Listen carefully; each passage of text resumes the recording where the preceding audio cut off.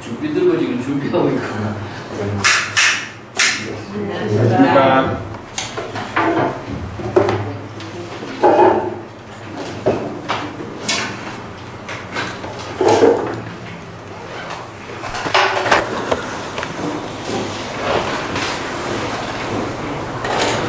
이번 시간에는 11단 66쪽에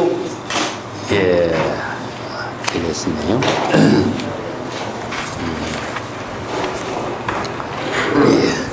해는 이제 호조 홍인 선사의 불법을 이어받는 그런 인연 이야기인데 같이 원문을 한번 읽어보겠습니다. 제가 먼저 읽을게요. 오조 야지 삼경에 한 해능 당내 설 건강경 하다. 해능 일문의 은하 편호다. 기야 수법하니 인진부지라. 변전 동교급의 이위 육대조 장의이 신품하고 대대상전하니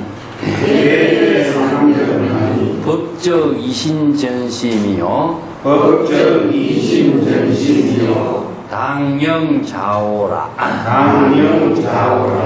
오조은 해능자고전법에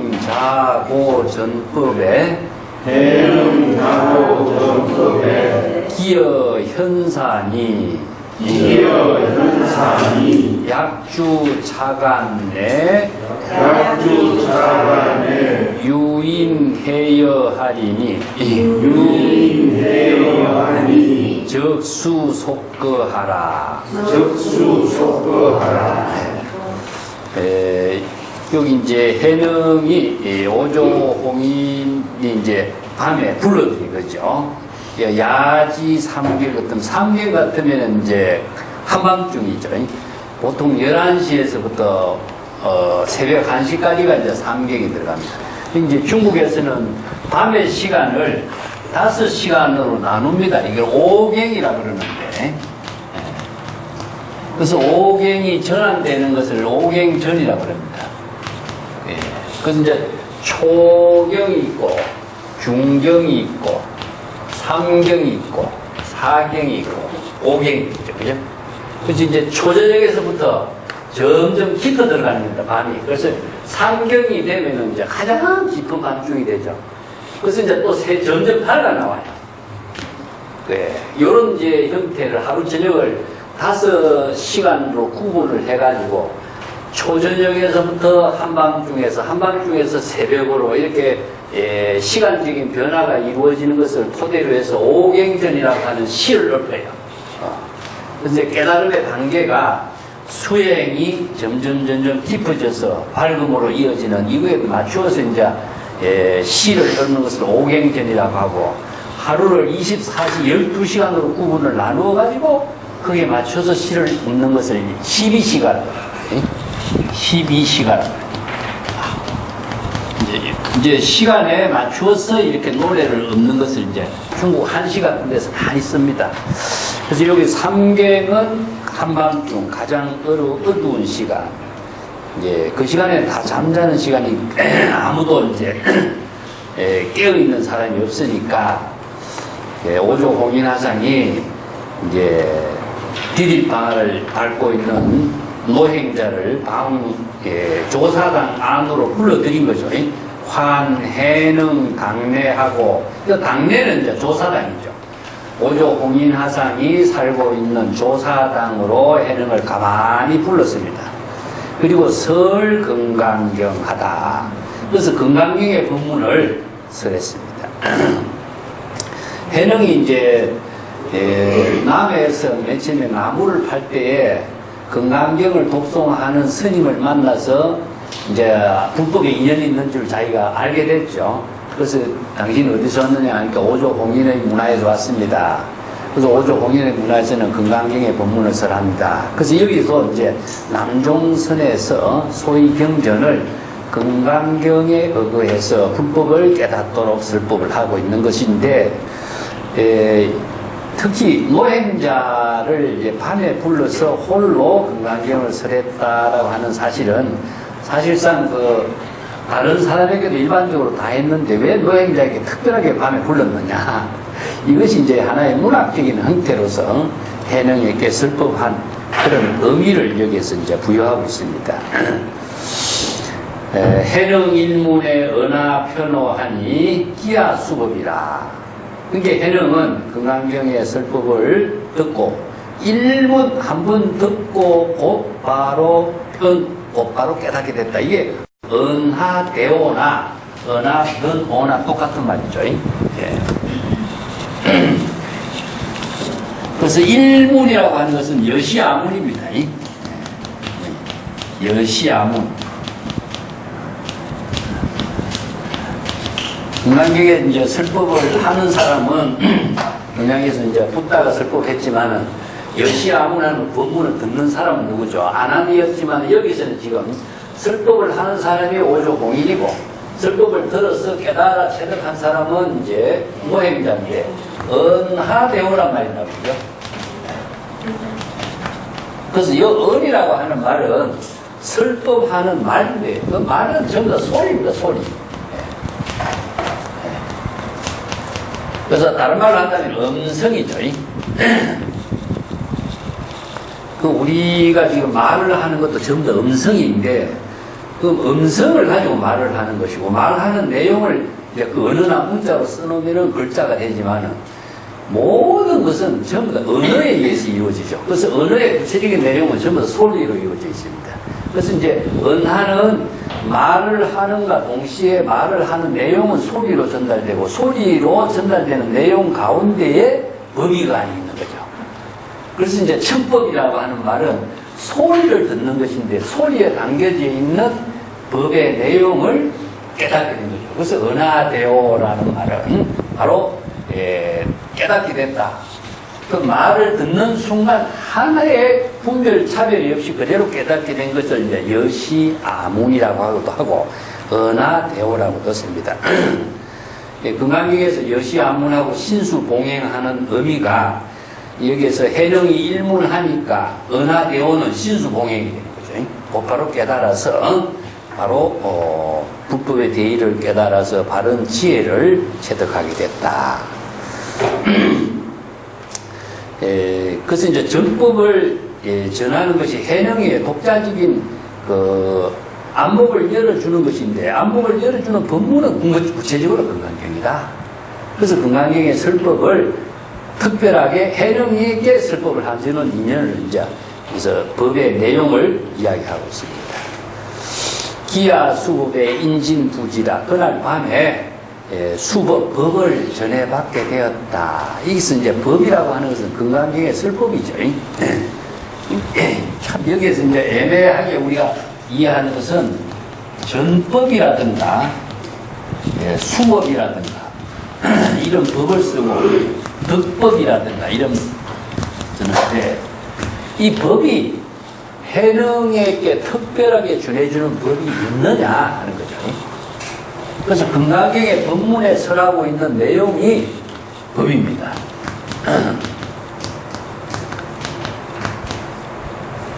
자, 금강경의 법문을 이야기해 주는 것이 바로 법인데 금강경의 법은 무엇이냐 하면은 바로 반야의 지혜를 이루는 법이거든요. 그래서 공의 법문이죠. 공의 법문을 통해서 반야의 지혜를 이루는 법이기 때문에 공의 법문을 체득하는 것은 누구냐 하면은 바로 우리들의 각자의 진여의 법입니다. 그래서 이제 불법을 바로 진여법이라고 합니다. 어떤 법을 전해줬느냐, 어떤 법을 전해 받았는가, 어떤 법을 깨달아 체득했는가 하는 것은 금강경에서 전부 다 아상인상을 다 비우고 맨 마지막에 일체유의법은 하나와 같고 꿈과 같고 실체가 없다. 그렇기 때문에 여기서 법은 전부 다 이 진여의 지혜를 이루는 법이니까 진여의 지혜가 여법하게 부처의 지혜로 이루는 법을 깨닫게 한 거죠. 그래서 이 법을 전해줬다는 말은 그 법을 자신이 깨닫도록 해준 것인데, 깨닫도록 해주는 것이 뭐냐? 설법이었죠. 그래서 이제 밤에 금강경의 법문을 설했던 것이 바로 법을 전한 것이 됩니다. 그래서 그 금강경의 법문을 바로 듣고서 깨달아 은하대오한 것이 바로 법에 전해받은 것이 되죠. 이제 금강경에 또 여시 설법을 하니까 여시 아문이 바로 법을 전해받은 것이 되겠죠. 예, 그래서 그 법을 전해받았다라고 하는 것은 금강경의 지혜를 부처의 법으로서 지혜로서 쓸 수 있는 능력을 갖게 됐다 하는 것과 꼭 같은 말입니다. 그래서 이심전심으로 이제 법을 전한 이야기가 나오는데, 이심전심은 무엇이냐? 바로 스승도, 예, 홍일이라고 하는 스승도 이 법을 깨닫고, 또 여기 해능이라고 하는 예, 사람도 이 법을 깨달았기 때문에 홍인과 해능과의 관계가 법을 중심으로 해서 똑같은 지혜와 안목을 갖추게 된 것을 말하죠. 그래서 법을 전해주는 법이 따로 있다고 한다면은 바로 정법이 안 되죠. 이제 불교는. 예, 그래서 밤에 이 법을 깨닫도록 해주고 설법했고, 그 설법을 듣고 정법의 대의를 깨달아서 반야의 지혜를 부족했기 때문에 은하대오했다. 그래서 이제 법을 전해 받게 되었다라고 하는 것은 그 법문을 통해서 완전한 깨달음의 경지를 이룰 수 있는 능력을 체득하게 된 것을 말하죠. 그래서 인진부지요. 그러한 사실을 다른 사람은 아무도 알지 못했다. 언제? 밤에 야경에 했기 때문에. 근데 여기에 이제 이 이야기가 문학적으로 이런 표현을 한 것은 왜 법을 일체의 모든 사람들에게 500~600명 되는 제자들에게 공개적으로 해야 되는데 밤에 따로 불러서 하느냐. 이것이 바로 문학성을 살리는 거죠. 예. 근데 낮에 많은 제자들에게 금강경 법문을 안 했느냐면 다 했어요.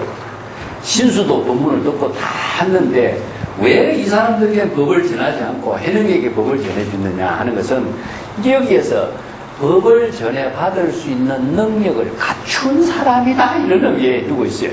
그래서 이제 수없이 많은 제자가 있지만은 그 사람이 아니면은 이 법을 전한다. 이건 이제 선의 어록에서는 기인이란 말을 합니다. 수없이 많은 수행자가 있는데 기인, 즉 정법의 안목을 갖춘 사람만이 이 법을 전해받을 수가 있다. 금강경 모르는 사람이 누가 다 있습니까? 다 알지만은 금강경의 법문을 자신이 그 지혜를 쓸 수 있는 능력을 갖춘 사람만이 그 법을 전해받는 겁니다. 근데 누가 전해줘서 받는 것이 아니라 사실은 자신이 그런 경지를 이루는 거예요. 예. 요걸 이제 나는 이 문제를 어떻게 이제 다르게 설명하냐면은 영향이라는 말 쓰거든요, 우리가. 누구의 어느 스님의 영향을 받았다든가 이런 말 쓰는데 영향이라고 하는 것은 위에서 전해줘서 받을 수 있는 것은 아닙니다. 그게 누가 하느냐? 그 사람이 자신이 쓸 수 있는 능력을 갖췄을 때 그 영향이라는 건 이루어져요. 물론 이제 스승이라든가 특별한 사람이 가지고 있는 능력이 있어요. 그렇지만 그 능력을 자기가 전해줄 수 있느냐? 전해줄 수도 없습니다. 또 전해받을 수가 있느냐? 받을 수도 없어요. 그거는 그 사람의 독자적인 경지이기 때문에 그것을 남에게 어떻게 전달해주고 있고 남이 아무리 전달해준다 해도 자신이 그걸 어떻게 전해받겠어요? 불가능한 일이거든. 그래서 이제 그 본인이 그런 능력을 본인이 갖췄을 때 그걸 받게 되는 거죠. 그래서 그 아무리 좋은 것을 전해주고 싶어도 본인이 그러한 능력을 갖추지 않으면 그런 것을 전해받을 수도 없고 전해줄 수도 없는 거거든요. 그래서 여기 그 사람이라는 누구냐? 그런 능력을 쓸 수 있는 사람이 되어야 그것을 받게 되는 거고 전해줄 수 있는 겁니다. 그래서 영향의 특징은 무엇이냐 하면은 위에서 내려주는 힘은 없어요. 사실상 없습니다. 그러면 밑에서 끌어당기는 힘이 있어야 돼요. 끌어당기는 힘이 있어야만이 가능해요. 그래서 이제 선생들은 이것을 뭐라고 하냐면은 도둑질한다 그런 말 씁니다. 도둑질한다. 그래서 도둑놈 이런 말 쓰거든요. 도둑놈 기질이 있어야 자신의 그 능력을 만들지. 그래서 이제 구업을 하면서 많은 산중에 스승들을 찾아다니는데 스승이 한칠 동안 우리가 90일 동안 이제 수행 생활을 하잖아요. 안거라고 하는 것은. 근데 이게 90일 동안이라고 하는 시간은 석 달인데 90일 동안에 자신의 30년의 모든 살림살이를 다 쏟는 거예요. 30년의 수행한 살림살이를 90일 동안에 다 쏟는 겁니다. 이게 이제 중국 선언의 교육인데, 그래서 이제 여기에서 90일 동안에 이 스님이 수행한 30년의 살림살이를 다 훔쳐 가지고 가야 되는 거예요. 그리고 또 다른 산중에 또 가고. 이렇게 해서 이제 전국의 고성들을 편참한다 이래요. 두루두루 참문하면서 다니는 이야기인데, 근데 우리가 화엄경에도 그 선제동자 부업 이야기가 나오잖아요. 그 선제동자가 53 선지식을 차례차례 찾아다니면서 53 선지식을 그 사람들이 갖고 있는 독자적인 능력을 가서 배우고 익히고 하는 것은 자기가 그런 부업 행각은 자신이 그런 그것을 받아들이려고 하는 그 원력의 힘에 의해서 이루어지거든요. 그래서 이제 많은 선지식을 찾아다니면서 선지식들이 한평생 익힌 모든 지혜와 덕을 90일 동안에 자기가 전부 훔치는 거죠. 훔치러 다녀야 자신이 그 경지를 이룬다. 이게 이제 발초참연이라든가 선지식을 찾아다니는 것은 편참이라든가 이런 표현을 쓰죠. 그래서 영향이라고 하는 것은 위에서 내려주는 힘이 없습니다. 밑에서 끌어당기는 힘이 있어야 된다. 이제 후법자가 그만큼 원력을 세우지 않고서는 그런 이제 능력을 이루지 못하는 것인데, 해능이 그런 능력을 갖춘 사람이기 때문에 특별하게 법을 전해줘서 이제 육조의 지위를 이제 물려주는 이야기로서 지금 엮어가고 있는 거죠. 그날 밤에 그 수법 해능이 오조홍인 선사로부터 특별하게 불법을 전해받게 되었는데 그러한 사실을 아는 사람은 아무도 없었다. 이런 이제 자, 전, 동교 거비하고 육대조하며 장의이 신품하고 대대상전함에 법적이신 전심이요 당명자오하도록 했다. 여기서 이제 곧 오조홍인 선사가 해능, 여기 노행자죠. 노행자, 행자에게 동교의 법을 전하고 옷을 전했다. 여기서 동교의 법은 남종의 선법을 말합니다. 앞에 이제 육조 단경 제목에도 남종, 동교, 최상, 괴성, 나가냐, 바람이 이런 말이 나옵니다. 앞에 제목의 부분하고 같이 나옵니다. 그래서 이게 이제 북종선하고 다른 남종선의 종지를 설하고 있는데, 종지는 불법이 똑같습니다. 근데 이 돈교라고 하는 것은, 돈이라고 하는 것은요, 이걸 우리말로 표현하면 굉장히 어려운 언어가 되는데, 이거 이제 단번에 깨닫는 그런 표현이죠. 시간과 공간을 초월했다는 이야기입니다. 그래서 교는 무엇이냐 하면은 교판의 의미인데, 동교의 내용은 두 가지를 갖고 있습니다. 도로, 견성입니다. 견성. 자기의 본성을 깨닫는 거죠. 그 다음에 도로 현지. 현지라고 하는 것은 이제 불법의 대의를 깨닫는 겁니다. 위에는 다를만 한다면 이것은 선정을 이런 기구죠. 번뇌망념에서 초발심을 통해서 자신의 본성을 깨달기 때문에 선정을 이루는 것이고, 현지는 지혜를 이룹니다. 지혜. 그래서 불법의 대의를 깨달아서 불법의 지혜. 이게 이제 뭐냐면 지혜를 이루는 모든 법문을 현지라고 그러는데, 그래서 이 두 가지 달만하다면 그 선정과 지혜입니다. 그래서 남종에서 설하는 독자적인 동교의 법문은 망념을 자각하는 견성, 그리고 불법의 대의를 방편의 지혜로 쓰는 이제 지혜, 이 두 가지를 모두 부족한 법문을 동교의 법문이라고 그래요. 동교의 법문이 따로 건강경의 법문하고 달리 있는 것은 아닌데, 그래서 이제 남종 동교에서는 건강경의 법문을 이렇게 도노 변성의 법문하고 또 도노 현지를 통해서 지혜를 부족하는 법문하고, 이 기신론에 이야기한다면 이건 지관 법문입니다. 지관. 근데 모든 수행 체계는 지관을 이루어짓는데 이것을 또 남종 동교의 법문으로 이렇게 표현해요. 여기 이제 동교의 법문의 내용은 해령이 오조홍인 선사로부터 특별하게 동교의 법문을 전수받았으니까 여기 뒤에 다음부터는 해령이 이 동교의 법문을 설법을 해요. 그래서 동교의 법문의 구체적인 내용은 해령의 법문을 통해서 우리가 이제 쭉 이제 내용을 공부할 수가 있게 되는 것이고, 여기서는 이런 이야기가 홍인의 법을 전해받게 된 내용을 지금 이야기로 정의하고 있습니다. 그럼 여기서 가사가 또 나오죠. 의는 가사입니다. 가사. 우리가 보통 있는 중국에서는 이제 날씨가 춥기 때문에 인도에서는 가사 한 번이면 충분했는데 중국에 날씨가 춥기 때문에 그냥 편복을 입고 가사를 또 입었어요. 그래서 이제 달마가 전한 가사는 무엇이냐? 바로 정법의 신표다.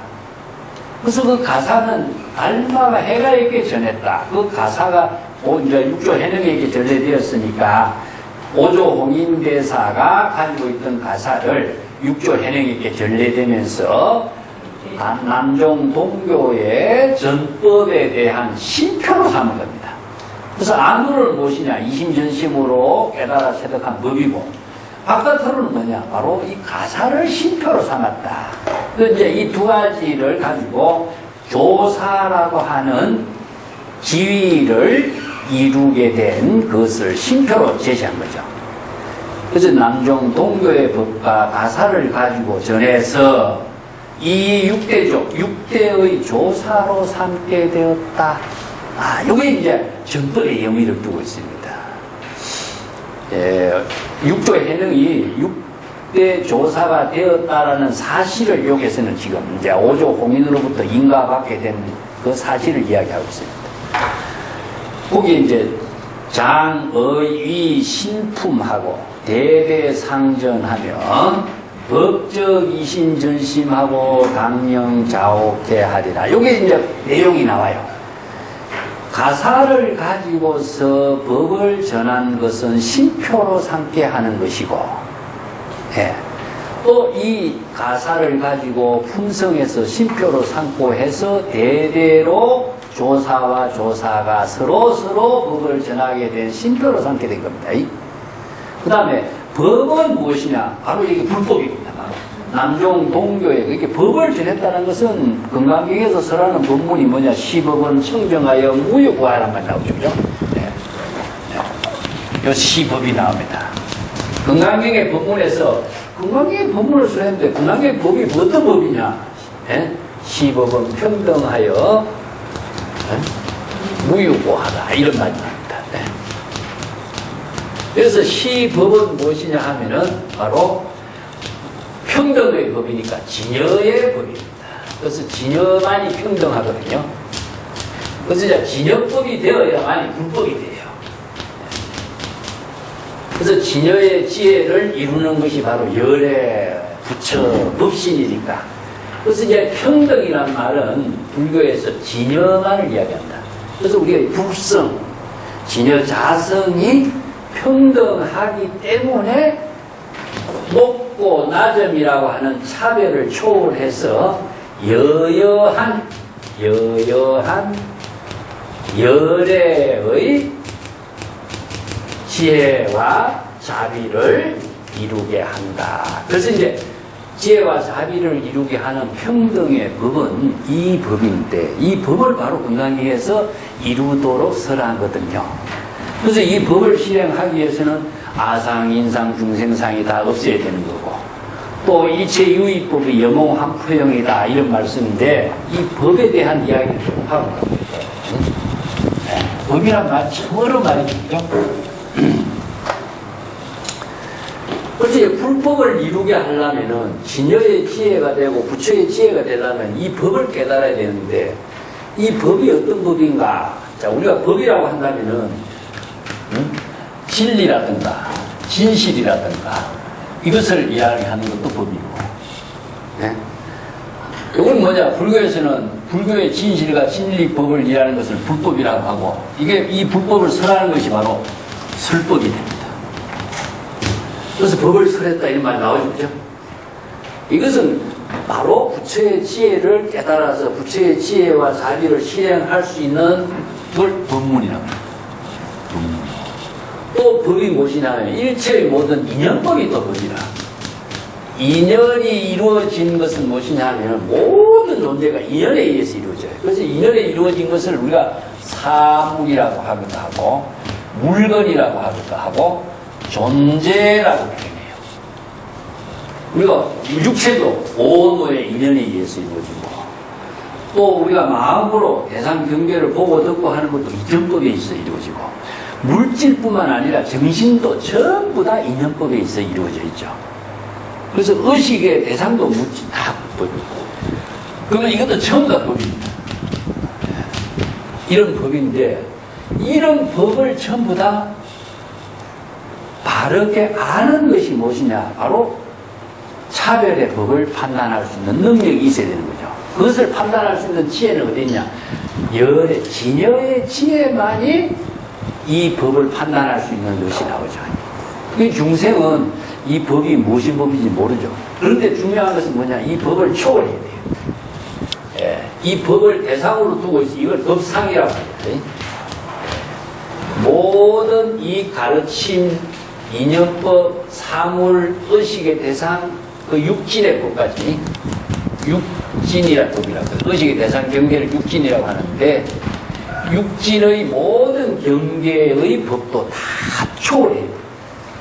그렇기 때문에 아무리 훌륭한 가르침이라도 그 가르침을 내가 의식하고 있으면 법에 속각되는 겁니다. 그 부처님의 말씀을, 경전의 말씀을 아무리 많이 애우고 잘 알고 있을지라도 그것을 의식하고 있으면 법에 내가 속각되어 있어요. 그렇기 때문에 그 법에 속각된 사람은 자신이 진여의 지혜로서 이 법을 쓸 수가 없는 거죠. 그러니까 아무리 경전을 많이 공부해도 그것을 경전의 말을 애우고 있다고 해서 법을 깨달은 것이라면 될 수가 없어요. 그 법을 지혜로 쓸 수 있을 때 깨달음을 이루게 되는 거죠. 그래서 그런 능력을 갖췄을 때 법을 전해 받았다 이런 말씀입니다.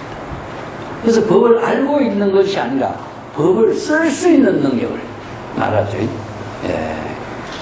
그래서 이제 많은 그 사람들이 뭐 가장 어려운 점이 무엇이냐 하면요. 많은 글들을 법문을 애우고 있는 것을 가지고 법을 알고 있다고 생각해 착각하는 겁니다. 그래서 한마디에 아무리 귀중한 말씀이라도 그 말씀을 내가 기억하고 있으면은 그 말에 내가 속박되어 있는 존재밖에 안 돼요.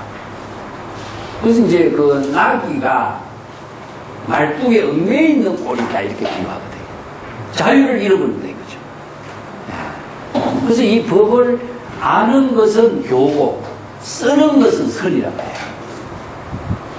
무슨 말인지 알겠죠? 그래서 교와 선을 그렇게 나눠요. 근데 이제 선에서는 우리나라에서는 이제 이걸 중국의 규봉 종밀이라든가 이런 사람들이 있어갖고 이걸 해오 이런 말 씁니다. 해오. 오조진울이 이 말을 써요. 해오 정오 이런 말을 씁니다.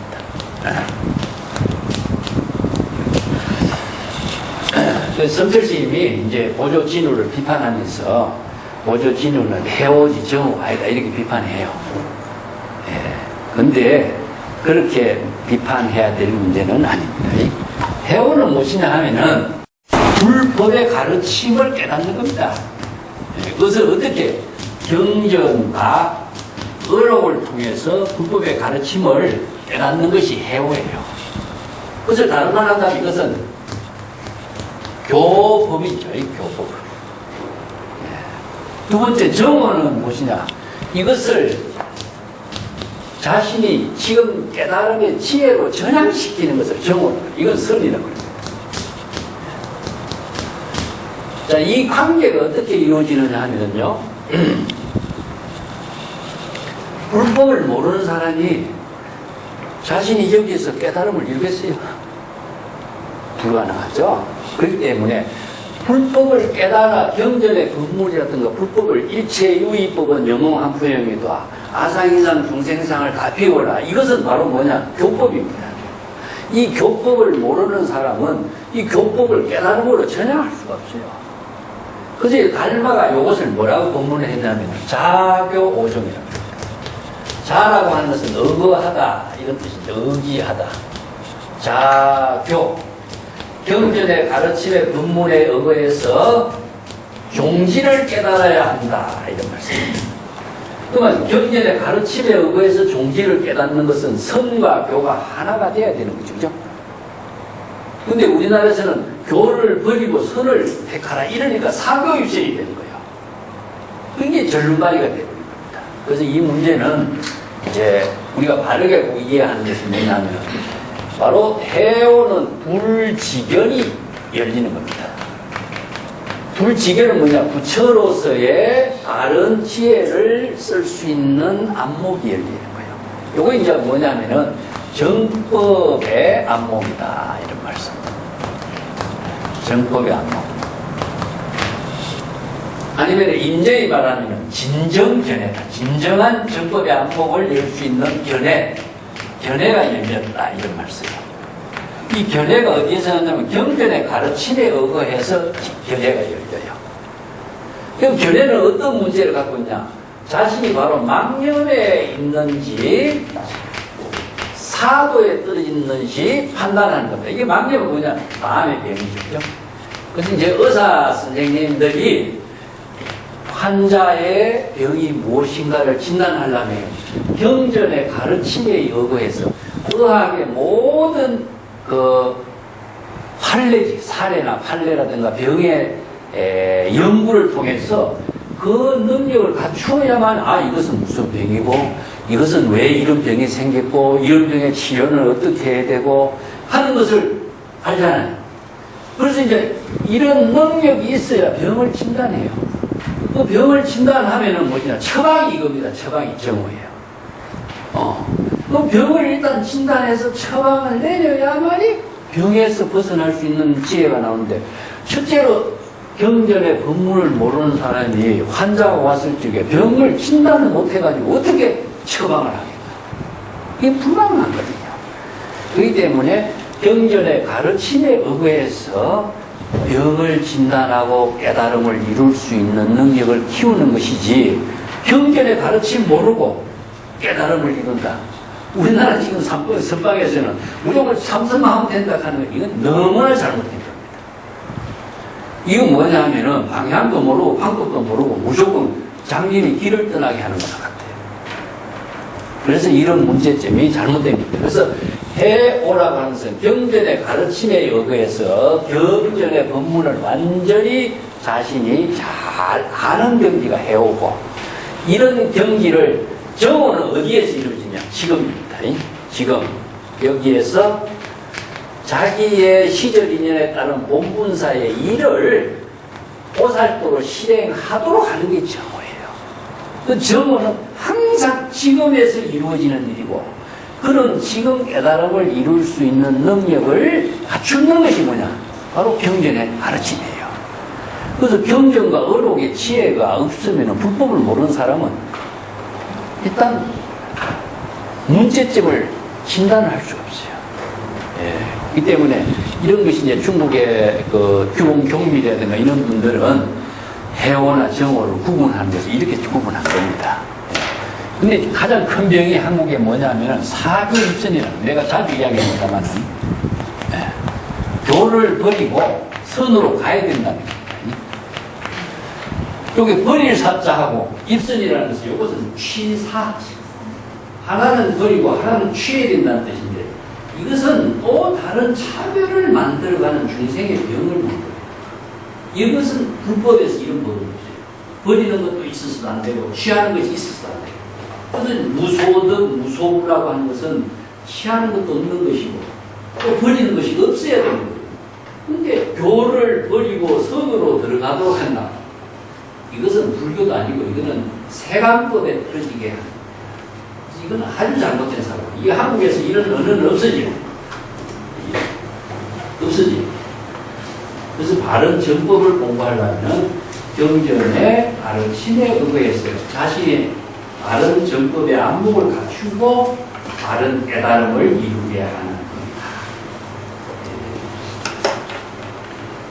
법적 이심전심이요 당영자오라. 그래서 이제 진여법을 깨달아 체득하도록 불법은 여기 이제 진여법 일심의 지혜를 이루는 법이라고 말하는 것은 이제 생명입니다. 생명 활동이 되도록 하는 법은 마음과 마음으로 스승과 제자에게 전하게 되는 것이요. 여기서 마음과 마음으로 전한다니까 마음과 마음으로 뭐 전해주는 것이 있는 것처럼 생각하지만 그렇지 않습니다. 아까 이야기한 것처럼 스승이 불법을 깨닫고 제자가 이 불법을 깨닫을 때 마음과 마음이 전해요. 그래서 스승의 깨달음의 지혜의 마음하고 제자의 깨달음의 지혜의 마음이 법을 중심으로 하나가 된 겁니다. 그래서 이제 우리가 다른 거 한다면은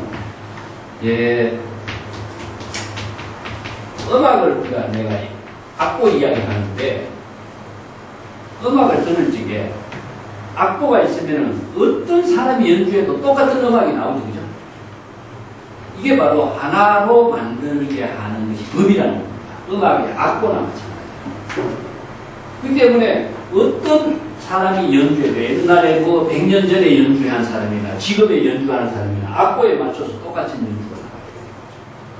그러면 음악을 듣는 사람이 이 음악에 대해서는 똑같은 음악에 마음이 하나가 이루어지는 거예요. 이것이 따로따로 된다면은 불가능. 그래서 이제 스승이 이 음악을 듣고 제자가 음악을 들으면 똑같은 음악의 경지가 된 것을 이심전심입니다. 우리 이제 다른 말 한다면은 불의의 경지를 이루게 됩니다. 그래서 정법의 안목을 갖췄을 때에 이런 정법의 지혜를 쓸 수 있는 능력을 스승과 제자가 서로 나누는 것. 이것이 바로 스승과 제자가 법을 전하는 인연이 되는 겁니다. 자, 이런 경지를 이루는 것은 당영자오영 반드시 자기 스스로 깨달음을 이루도록 지시하고 있는 것이다. 그래서 이제 이것은 남이 해줄 수가 없잖아요. 스승이 제자에게 깨달음을 줄 수도 없는 것이고 이게 스스로 자오, 스스로 깨닫도록 하는 것이다. 이게 이제 자오라고 하는 말이 앞에 영자를 넣어가지고 반드시 본인이 각자가 그런 경지를 깨달아 체득하도록 해주는 겁니다. 그래야만이 법이 전해되는 거죠. 그 스승이 해야 할 일은 제자가 스스로 이 경지를 깨달아 체득하도록 해야만이 자신의 법을 그대로 전해줄 수 있는 경지가 되는 거죠. 이걸 이제 그렇게 갖다가 하고 있습니다. 오조은 해령 자고 전법에 끼어 현사하니 약주 차간이면은 유인여에 하리니 적수 속거하라. 자, 오조 홍인하상이 이렇게 법을 전해주고 난 뒤에 해령에게 이렇게 말합니다. 해령이요. 예자 해령 이름을 부르고 자고 전법 옛날부터 지금까지 이런 뜻이요. 자고로 이런 말 쓰죠. 그죠? 옛날부터 지금까지 법을 전해주는 일에 있어서는 이게 여기서 이제 불법을 전해준다든가 아니면은 여러 가지 특별한 기술을 전해준다든가 이런 법을 전해주는 데 있어서는 기여 현사, 즉 그런 인연에 당했을 때는 목숨이, 여기는 목숨입니다. 목숨이 신랄이 같이 된다. 여기 현사는 것은 신랄이 걸려있다는 것은 곧 떨어지냐 부러지냐 떨어지는 겁니다.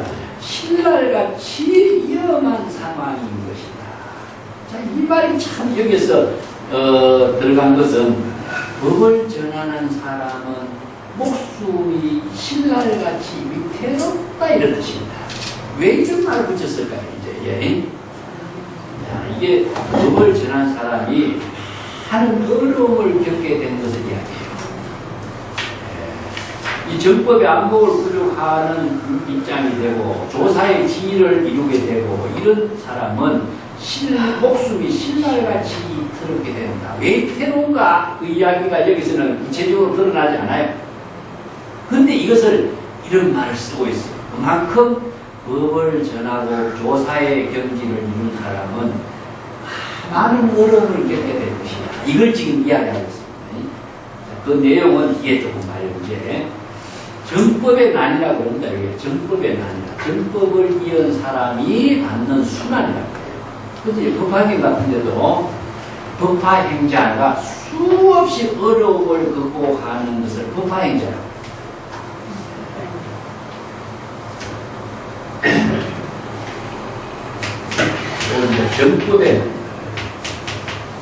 정법의 안목을 부족한 사람이 겪는 난이다. 어려움, 상황들을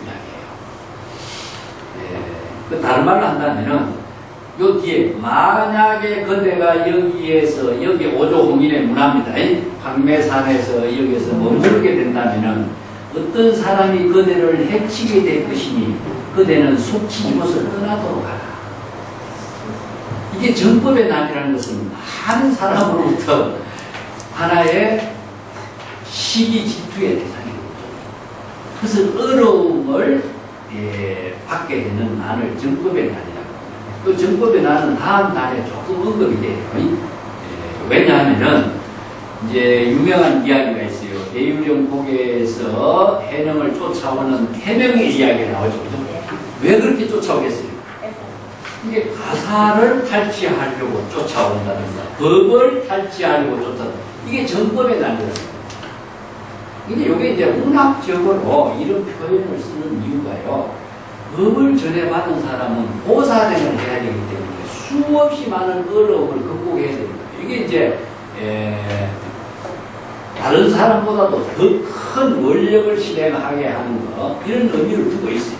그래서 여기서는 정법의 난이 목숨이 위태로울 정도다 하는 것인데 다른데 요 사례가 있어요. 제가 좀 사례를 써놓은 것이 69페이지에 내가 좀 써놨거든요. 69페이지로 잠깐 넘어가 봅시다. 69페이지 가운데 보면은 자로 전법에 기여 현사란 말이 나죠. 애로부터 이 법을 전한 사람들이 모두 한결같이 법난을 받아서 목숨이 신랄같이 태웠다. 그 사례가 이제 어떤 것이냐면 인도에서 24조 사자비구가 북천한 미라굴에 의해서 살해가 되었다는 사실도 있고 우리 달마가 해가와 교학불교들에게 비난을 받고서 녹약을 마시고 살해된 이야기도 있고 삼조 성찬이 북주의 폐국 사건 때문에 피신한 사건도 있었고 뭐 이런 여러 가지 이야기들을 다 법난에다 빕니다. 그래서 법을 이어받은 사람이 왜 많은 사람께 보호를 받아야 되는데 왜 이렇게 국악이라든가 화불의 이런 인연에 맞아서 법난을 많이 받게 됩니까? 이런 이야기를 그 밑에 좀 보겠습니다. 신의 어록에 보면은 우리 달마장에 다음같이 달마대사는 해가 있게 말했습니다. 나는 중국에서 인연은 다 되었다. 그래도 후대에 이 어려움을 면하기 어려울 것이니 제6대의 지위에 이르게 되는 법을 전하는 사람의 목숨이 신랄같이 태롭게 될 것이다. 이런 애언이 있어요. 이 애언을 전해주는 겁니다, 지금. 그 밑에 또 조계대사전에 나와요. 신해가 해능에게 전법의 가사는 왜 부촉하지 않습니까? 하니까 해능은 이 가사와 전법자의 목숨이 단명하도록 하기 때문이다. 가사와 전법자가 왜 목숨이 짧습니까? 하니까 내가 이 가사를 가지고 있을 때 세 번이나 자격이 와서 나의 목숨을 취하려고 했다. 나의 목숨이 마치 신랄과 같았다. 후대 사람들이 법을 전한 사람은 목숨이 손상될까봐 가사를 여기서 부촉하지 않는다. 이런 이야기. 그래서 해적 이후부터는 가사를 부촉하지 않는다는 이야기가 나오는데 이것은 이제 사실은 가사의 문제는 픽션이거든요. 예, 이 이야기를 만들어낸 이야기지만 이제 목숨같이 위태롭다라고 하는 것은 범난이라고 하는 것은 많은 사람들에게 시기와 질투가 되고 그 다음에 많은 어려움을 다 수용할 수 있는 능력을 이렇게 표현하고 있습니다. 그래서 법화경에 이렇게 나옵니다. 법화행자. 그래서 법화행자는 범난을 극복하는 사람. 이게 수없이 이 법화경이라는 데가 사바세계잖아요. 사바세계에서 보살도를 실행하고 불법을 펼치는 그 위대한 일을 하는 사람은 아무리 어려운 일이 있어도 그것을 다 이겨내면서 보살행을 해야 된다 하는 것을 범난이라고 해요. 그래서 유명한 것이 상불경 보살도가 있습니다. 법화경에. 우리가 법화경 공부를 이제 여기서 나는 안 했지만 상불경 보살이 이런 원리가 있어요. 많은 사람들이 상불경 보살이 이제 막 시기하고 질투하고 돌멩이질하고 몽둥이로 때리도 상불경 보살은 나는 당신을 존경합니다. 당신을 나는 미래의 부처님이 되실 어른이기 때문에 내가 당신을 굉장히 존경합니다. 이런 말 하면서 절대 화를 내지 않고 그것을 극복하는 보살행을 해요. 그래서 유명한 상불경 보살입니다. 항상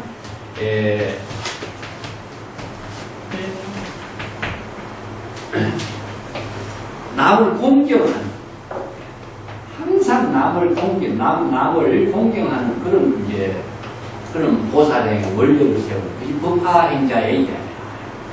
그래서 이제 많은 사회에서 보살행을 하는 사람은 이런 어려움을 극복할 수 있는 그 능력을 함께 펼치는 것을 이제 이렇게 불교에서는 이렇게 이제 많이 사용하고 있어요.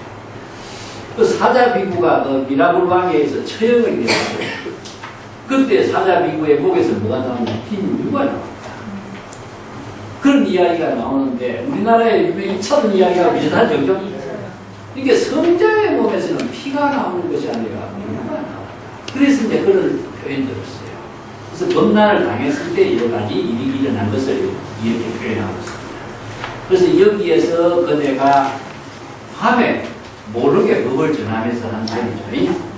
그대가 여기에서 머물게 되면은 많은 사람들이 그대를 해칠 수가 있으니까 그대는 바로 속히 떠나도록 하라.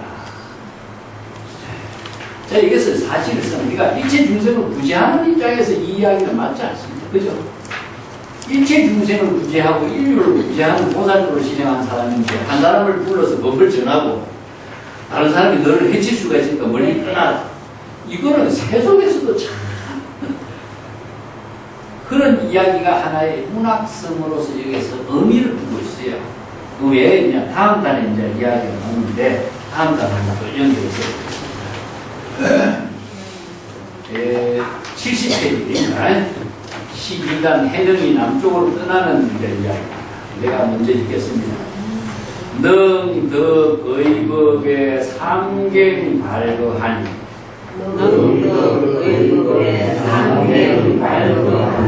오조자송 능지 구강력이라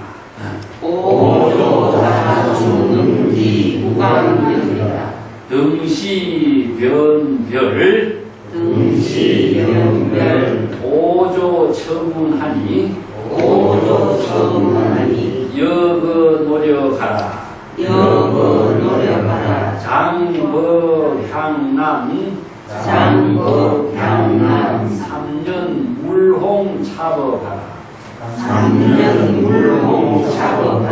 난기 이후에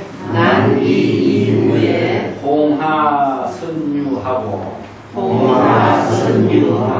미인약득 신계면 여오우별하리라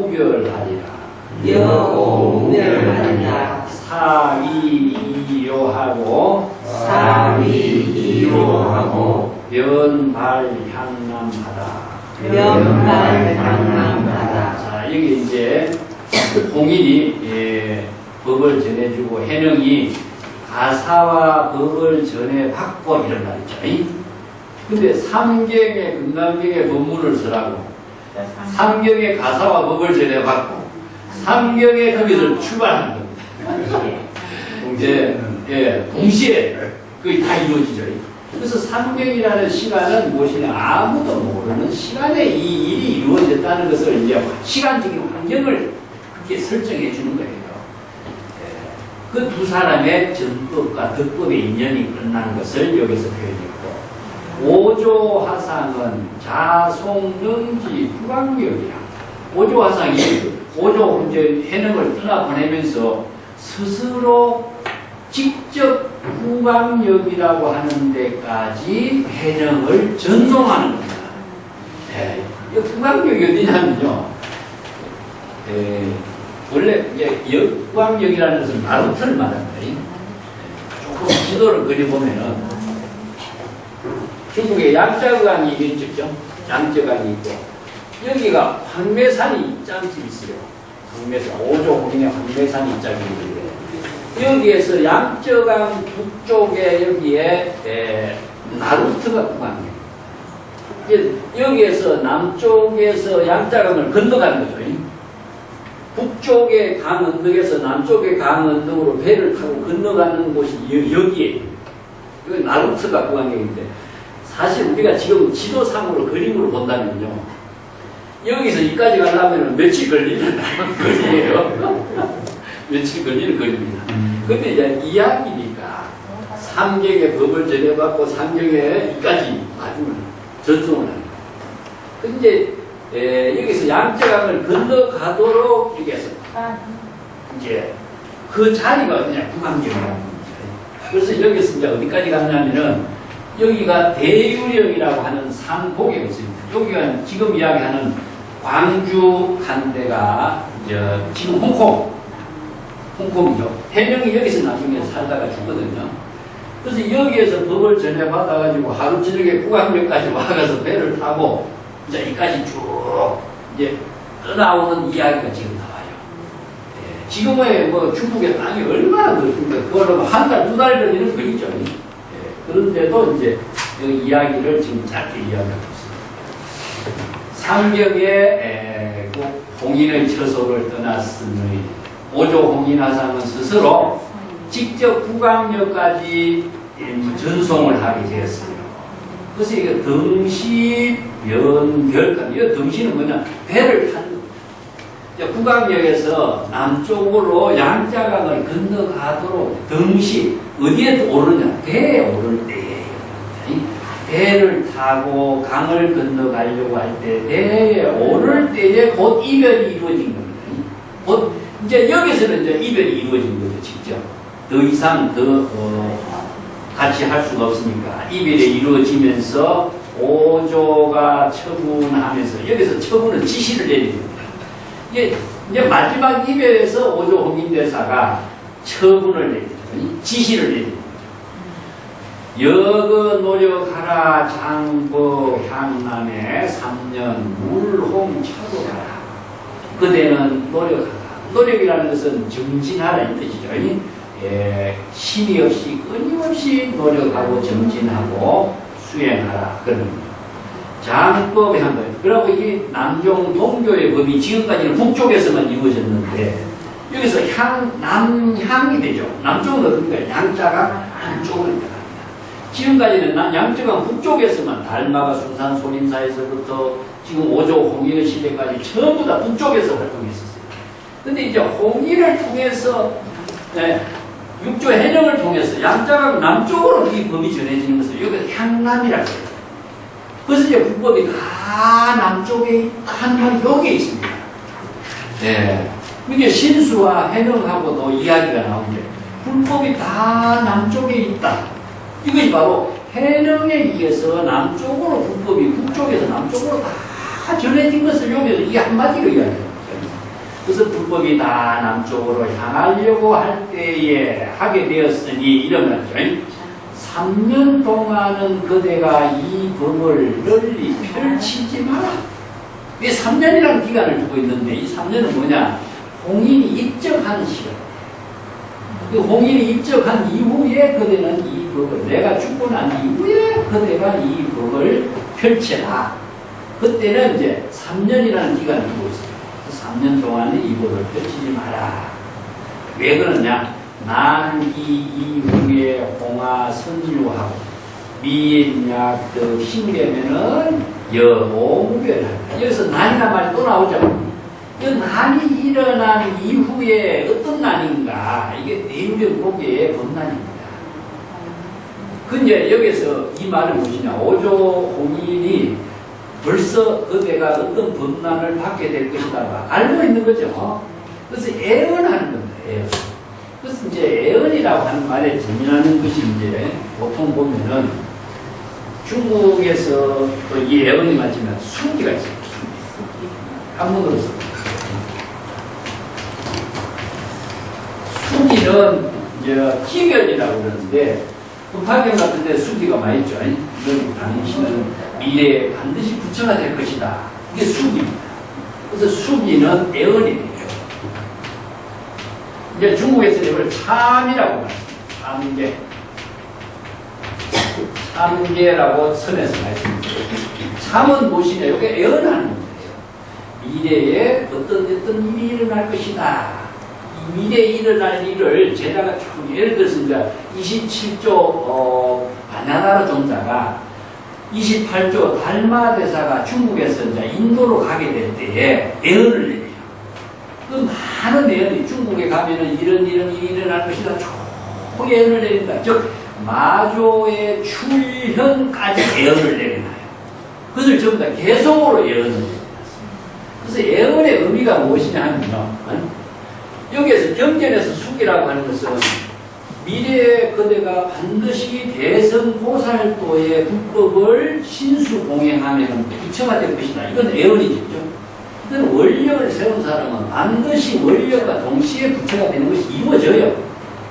이것은 확실적인 애언인데 여기 중국에서 이야기하는 것은 이것을 수용해가지고 애언을 내리는 것은 이루어진 사실에 대한 애언입니다. 그러면 사실과 애언과의 관계가 어떠냐? 사실이 먼저고 애언은 이유가 되겠죠. 애언이 먼저고 사실이 이유가 아닙니다. 무슨 뜻인지 모르겠어요.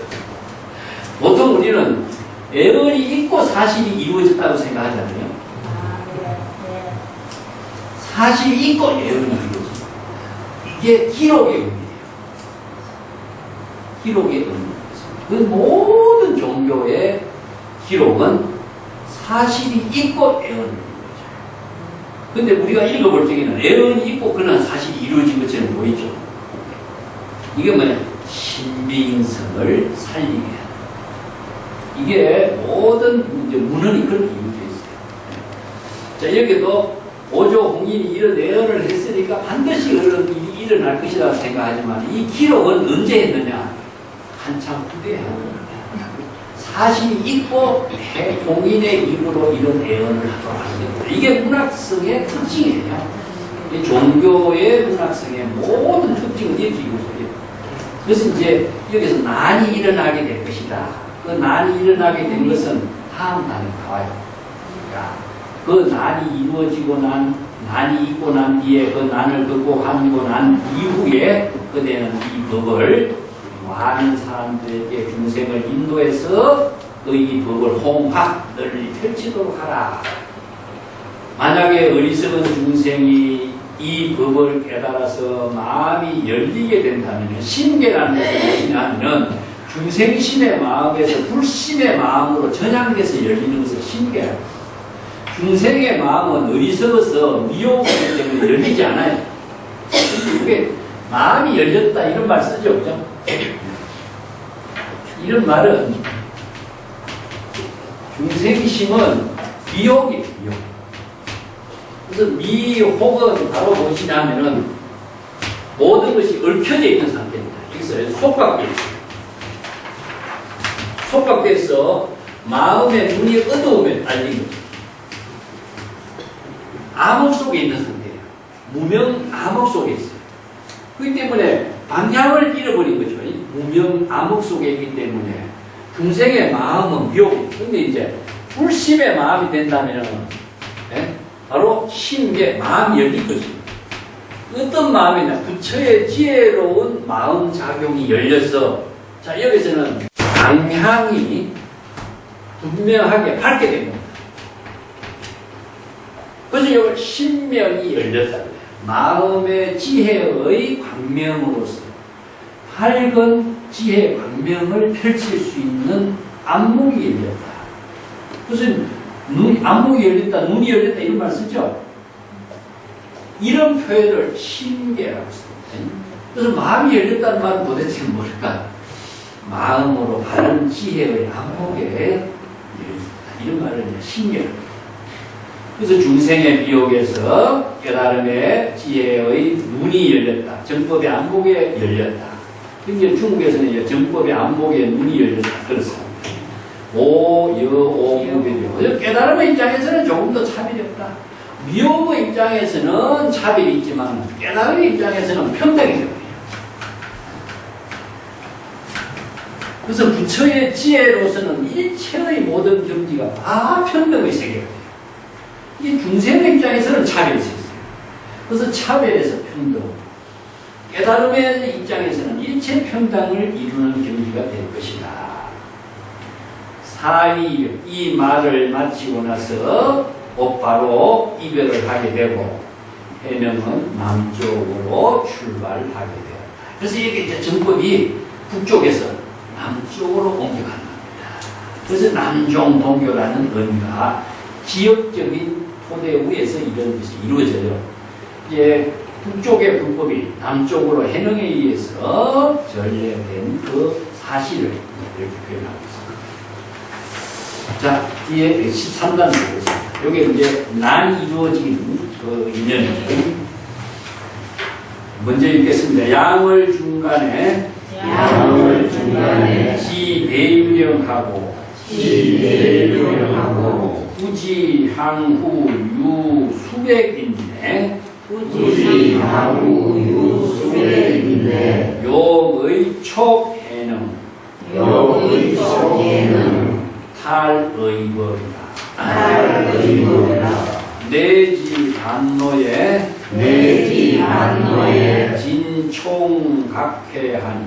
진총각해하니 유유일성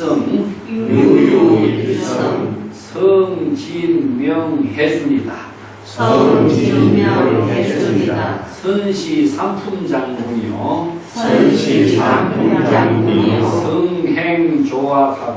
성행조악하고 집지영상에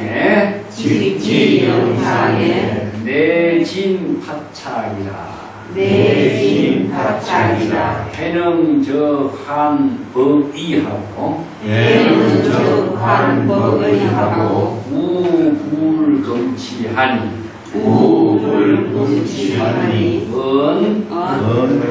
아고 원래 후법이요 불효기이라 능의 영상에 면전법 해순하라. 해순 등문하고 은하신계하라. 능사 해순 적각 향후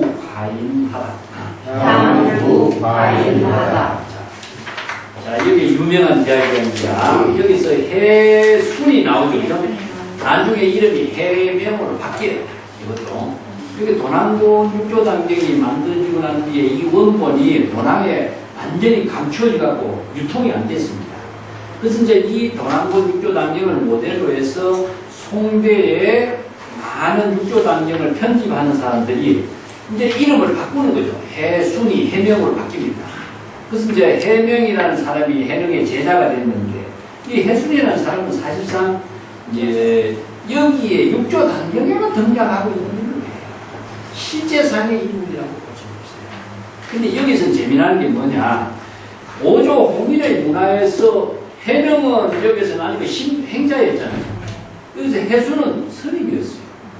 그런데도 해순이 해명을 쫓아오는 겁니다. 그래서 이제 그런 난을 많이 일어나게 된 연유를 이야기하고 있는 그 주인공으로 해순이라는 인물을 등장시키는 거죠. 양을 중간 약 두어 달에 걸쳐서 이런 이야기입니다. 자, 어디까지 왔느냐 하면은, 이제, 아까도 이야기했지만은, 양저강이 지나서 구강역을 거쳐서 영남 지역의 산에 넘어 올라가면 대유령이라고 하는 고개가 있어요. 그게 이제 옛날에 이제 길이겠죠. 이까지 오는데 두어 달 걸리는 거예요. 얼마나 넓은 땅이겠어요. 그래서 두어 달 걸쳐서 해령이 이제 앞에 왔는데 해령을 쫓아서 많은 사람들이 해령을 붙잡으러 왔다 이겁니다. 근데 해령은 그걸 모르지만은 해순이 다른 사람 오다가 중간에 다 포기했는데 끝까지 대유령 고개까지 해령을 쫓아온 사람이 누구냐? 해순이라는 겁니다. 그래서 해순이라는 인물은 누구냐? 삼품 장군 출신에다가 뭐 성격이 아주 못되고 포악하고 조악하다는 말이 나오잖아요. 장군의 출신이니까 기질이 남다른 것을 여기서 표현하고 있죠. 다른 사람은 다 포기해서 돌아갔는데 이 사람은 끝까지 물고 여기까지 정말입니다. 그 이야기를 지금 하고 있어요. 그래서 여기에 고개만 넘어오면은 영남 해령이 살고 있는 고향이 지금 뭐냐면은 홍콩지구입니다. 거기까지 이제 쫓아오는 기간이 두어 달 걸렸어. 이런 이야기. 두어 달 걸려서 대유령 고개까지 이르게 되었다. 그런데 해령이 이제 홍인의 불법을 받아갖고 두 달 걸쳐서 대유령 고개까지 왔는데 그때에 후지향우유 수백인내 수백여 명이라고 하는 사람이 자기 뒤를 쫓아오고 있다는 사실을 해령은 까마득히 모르고 있었어요.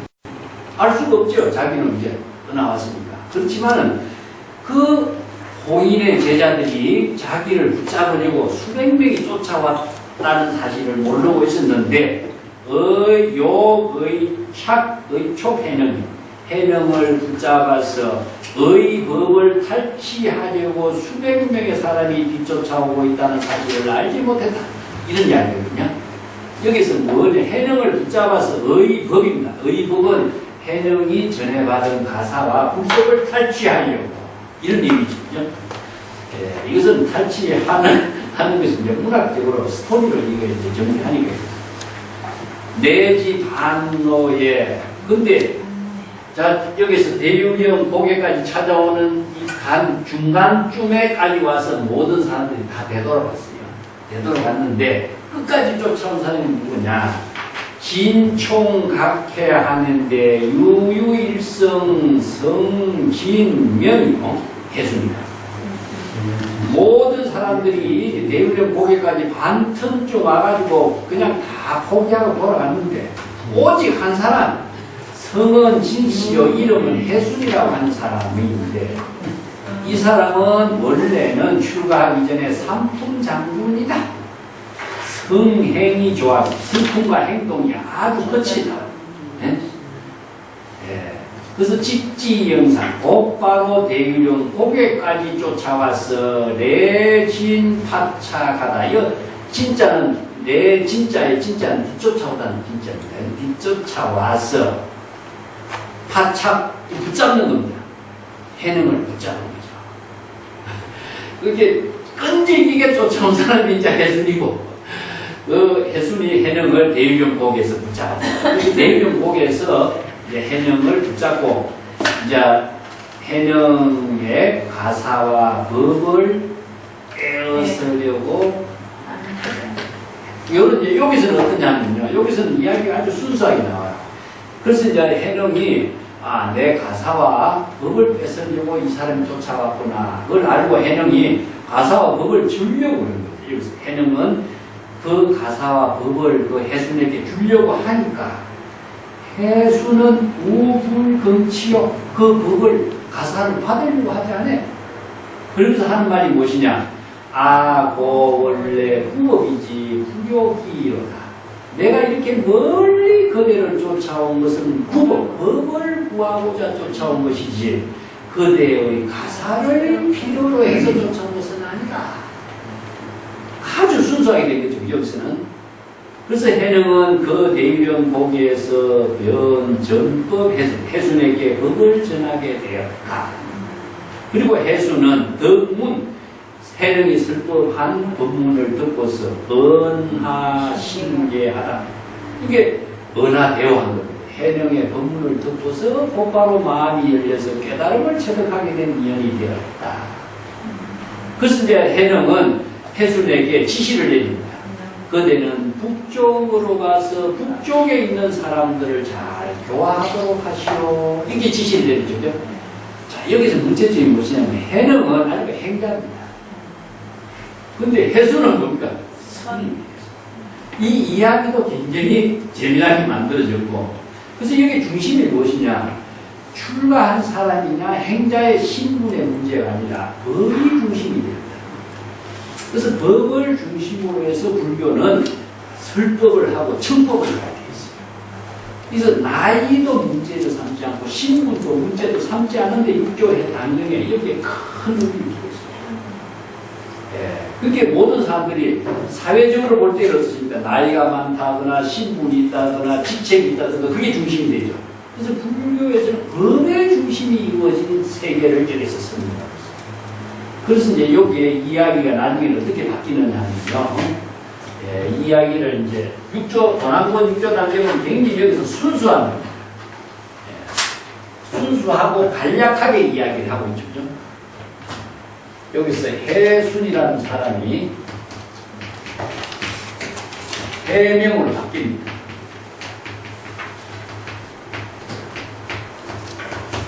해명으로 이름이 바뀌면서 해명이 이제 6조 노행자를 대유령 복에서 법을 구하려고 해요. 그러니까 해령이 맨 처음에는 이제 여기서는 순수하게 가사와 법을 주려고 했지만 여기서 해준이 받지 않는 걸로 되어 있죠. 뒤에는 이제 조단집에서는 이야기가 어떻게 바뀌냐면은 해령이 보니까 상품장군 출신이고 성품이 아주 고약하고 못되게 생겨서 나를 해칠 것 같거든. 그래서 이제 바위부에다가 가사와 마루대를 올리는, 여기서는 이제 의발이 나옵니다. 의발. 이게 바루대가 등장 안 했거든요. 여기서는 의법이 나왔었는데 의법에서 바루가 등장해요. 그래서 이제 정법의 인가증명, 여기 인가증명. 그래서 가사와 바루를 가지고 법을 전한 인가했다는 사실을 증명하는 그걸로 이제 여기서 가사뿐만 아니라 바루가 등장해요. 그래서 이제 전통적으로 스님이 제자에게 법을 전하는 의미로 가사를 해주고 바루를 하나 해주는 것이 전통이 됐어요. 그래서 지금도 그런 전통이 있어요. 법을 전하는 의미로 제자가 되면은 가사를 해주고 바루를 전해요. 여기에서 이 전통이 나와요. 그런데 이제 가사와 바루를 바위 위에다가 딱 올려놓고 자기는 뒤에서 이제 해령이 숨어요. 그런데 신비성을 조금 더 첨가해가지고 해명이 가사와 바루를 들려고 하니까 이게 가사와 바루가 떨어지지가 않더라. 떨어지지가 않더라. 자, 이게 뭐냐면 법이 있는 사람이 써야 될 물건을 법이 없는 사람이 쓰려고 하니까 그것을 쓸 수가 없게 됐다는 이야기를 그렇게 바꾼 거죠. 이것이 이제 문학적으로 바뀐 거예요. 그러니까 법을 불끈 먹은 거예요. 해명이. 내가 법이 없는 사람이 이 법의 심표를 내가 함부로 쓸 수가 없구나. 그래서 이제 해명을 불러. 해능을 불러. 노행자요, 노행자. 내가 이렇게 멀리 쫓아온 것은 이 가사와 바루가 탐이 나서 쫓아온 것 아니다. 나에게 그대가 오조 홍인하산으로부터 전해받은 불법이 무엇인지 나에게도 그 법을 전해줘. 나도 그 법을 깨닫고자 한다. 그러니까 해순이 나와서, 해명이 나와서 하는 말이 해명의 법문이 나와요. 해명의 법문이 첫 번째 법문이 나와요. 불사선 불사하라. 선도 생각하지 말고 불사, 악도 생각하지 마라. 자, 이 선악이, 선악을 모두 도막 사냥하라. 이 말. 선과 악을 모두 한꺼번에 사량을 분별하지 마라. 그럴 때 그대의 해명의 본래 면목을 체득하게 됩니다. 그래서 이제 요 본문입니다. 본래 면목이라고 합니다. 그래서 6조 해명에 의해서 본래 면목이라는 본문을 그래서 처음 써요. 그래서 중국 선에서는 이 본래 면목을 회복하라. 본래 면목을 깨닫도록 하라. 부모 미생 이전에 본래 면목을 깨달아라. 이 말이거든요. 근데 선과 악을 생각하는 것은 누구냐? 내가 생각해요.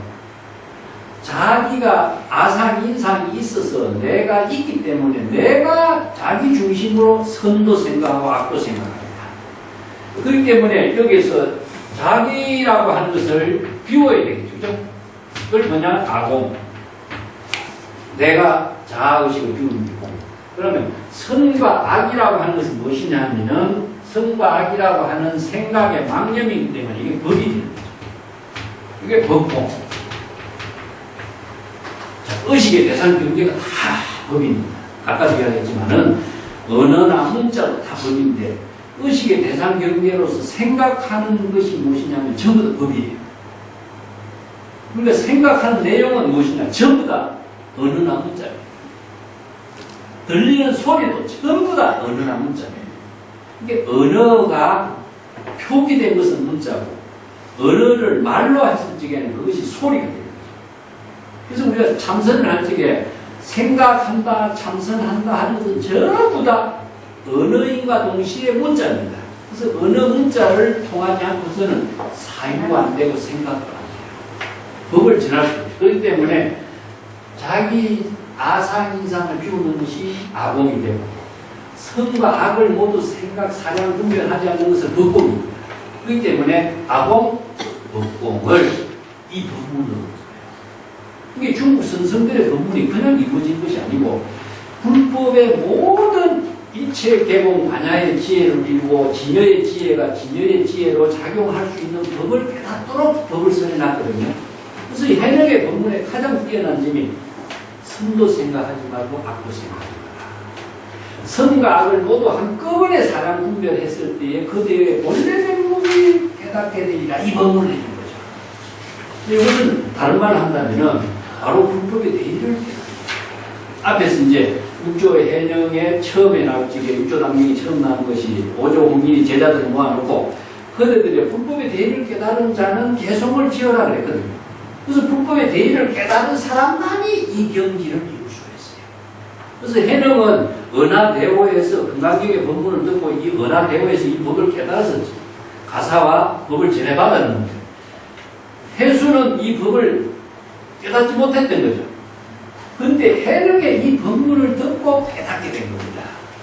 그래서 해명이 조사로서의 의미를 갖게 된 것은 동일의 문화에서 500명, 600명의 사람이 그 법을 못 깨달았는데 해명이 새로운 난종의 동교의 법을 이 법문으로 써낸 거예요. 그래서 여기에서 이 이야기를 전해주는 이야기가 이제 법난을 만남과 동시에 이 독자적인 법을 펼치는 이야기가 6조 당경의 이야기를 마무리 짓는 거죠. 그래서 해명이 쓰라고 있는 이 법문이 사실상 선의 독자성입니다. 인도에서 뭐 경전에서 전하는 법문을 완전히 중국 형태로 바꿉니다. 그래서 나중에는 이제 이걸 다른 말로 바꿔요. 부모도 부에 대해서 생각하지 말고 모에 대해서도 생각하지 마라. 부모 미생 이전에 본래 면목을 깨닫도록 똑같습니다. 그래서 이제 본래라고 하는 것은 뭐냐? 우리들의 진여 본성의 지혜로 작용하는 경지가 바로 진여법이고 불법입니다. 그래서 본래 면목을 깨닫도록 하는 법문이 이제 해명에 의해서 남종 동교 법문으로서 경전의 법문하고 똑같은 틀이지만 중국인들이 이해할 수 있는 선의 법문으로서 새롭게 완전히 틀을 바꾼 거죠. 이것이 이제 6조 단경 이후에 선의 법문이라고 하는 형태로 새롭게 설법을 하게 됩니다. 그래서 여기에 법난은 무엇이냐 하면은 해순이 이렇게 쫓아와서 가사와 법을 탈취하려고 하는 게 법난. 그래서 이 법난을 겪은 이후에 그대가 남쪽에서 벽을 펼치라. 여기 이제 오조홍이 애언을 했죠. 이 애언은 작가의 애언으로서 정리된 거죠. 이것은 왜 신비성을 제시하고 있느냐 하면은 홍인의 신비스러운 작용이 여기에서 뒷받침해주면서 해능의 새로운 독자성을 펼쳐나게 하는 힘을 부여해주기 위해서 문학 작품의 의미를 갖고 이렇게 표현한 거라고 합니다. 그래서 아까 이야기했지만 애언이라고 하는 것은 애언이 먼저가 아니라 사실이 먼저. 사실을 토대로 해서 애언을 제시하고 있는 힘을 문학적으로 표현하고 있는 것이라고 봅니다. 그래서 언하, 신계, 능사, 해순적, 북향, 북파이. 그래서 언하, 신계는 아까도 언하, 대오나, 신계는 바로 중생심의 경지에서 불심의 지혜로서 정법의 안목의 지혜가 열렸다. 안목이 열리니까 바로 방향과 방법을 분명하게 볼 수 있게 되고 중생의 병을 진단할 수 있는 눈이 열리게 된 것을 신계라고 해서 심안이 열렸다 이런 말이죠. 다른 말해서 마음이 어떻게 열리겠어요? 마음이 열린다는 것은 심한 마음의 지혜의 문이 열렸다 이런 뜻이죠. 그래서 우리가 적심식을 마음이 곧 부처다 이 말도 마음이 어떻게 부처겠어요? 마음의 지혜 작용이 부처다. 그 우리가 이해하려면 그게 정확한 표현이 되겠죠. 이제 중국 사람들은 그것을 이제 일반적으로 다 마음이라고 쓰니까 마음이 열렸다, 마음으로 깨달았다, 뭐 이런 표현을 쓰지만은 내용을 구체적으로 이해하려면 마음의 지혜의 안목이 열렸다. 예. 그래서 정법의 안목이 열렸기 때문에 바로 부처의 지혜로운 깨달음을 이루게 된 것이다. 그래서 제가 73페이지에 조당지의 이야기를 내가 거기다 적어놨습니다. 73페이지 가운데 한번 보실까요? 조당지 2권에 보면은 이런 후법 이야기를 전해놨는데 본래 면목을 깨닫도록 하는 불사선 불사이라는 본문이 있습니다. 거기에 나왔습니다. 해명상자가 말했다. 내가 이렇게 멀리 쫓아온 것은 옷과 의 발이 나오죠. 그죠? 가사와 바루입니다. 가사와 바루 때문에 이렇게 멀리 쫓아온 것은 아닙니다. 특별히 법을 구하러 왔습니다. 행자께서 오조화상을 하직할 때에 오조께서 어떠한 미러와 미리가 있었습니까? 여기서 미러나 미리는 무엇이냐면 스님에게 특별하게 비밀스럽게 남을 모르게 스님에게 특별하게 보내주는 말씀과 그 뜻이 있었느냐 이걸 이야기하는 거죠. 이게 뭐냐 비밀이라는 말씀이에요. 비밀이란 말은요 밀교에서 우리가 이야기할 때 하는 말과 같은데 밀은 아무도 모르겠다. 이 본인만 깨닫는 것을 밀이라고 해요. 그렇기 때문에 비밀스럽게 뭐가 있다고 생각하면 안 돼요. 스스로 자각하는 것을 밀이라고 해요. 스스로 자각한 것은요, 남이 알 수가 없어요. 삼세 제문도 엿볼 수가 없다. 그런 말씀이에요. 또 전해줄 수 있는 것도 없어요. 본인만이 그 경지를 이룰 수가 있는 거죠. 이게 미리인데, 특별한 비밀이 있느냐, 나에게 그걸 말씀해 주시오 하니까, 모행자는 해명상자의 뜻이 간절함을 보고 그에게 말했습니다. 조용히 생각하고 조용히 생각하되, 선도 생각하지 말고 악도 생각하지 마라. 진실로 이와 같이 생각하되 망념이 일어나지 않을 때에 해명상자의 본래 면목을 자각하라. 그 해명상자가 다시 미르와 미리는 지금 말씀하신 그것뿐입니까? 아니면은 그 밖에 다른 뜻이 있습니까? 하니까 내가 이제 그대에게 분명하게 말했으니 비밀이 아니다. 만일 그대가 자기의 본래 면목을 스스로 깨달아 체득하면 비밀은 도리어 그대에게 있다. 자, 이게 자각하는 것이 비밀이에요. 이 자각하는 것은 남이 알 수가 없는 거죠. 그죠? 삼세 제불도 그 경지는 엿볼 수가 없어요. 본인만이 그 경지를 이룰 수가 있어요. 이걸 자각하는 것을 밀이라고 해요. 그래서 이제 밀교에서 우리가 삼밀가지라고 하는데, 삼밀은 무엇이냐? 신구이거든요. 신구이 삼업을 청정하게 하는데 주문을 내어서 주문을 외울 때 신부의 사물을 청정하게 될 때 보면 자기 스스로 비밀스러운 경지를 깨달음으로 이루는 걸 말해요. 그게 밀교예요.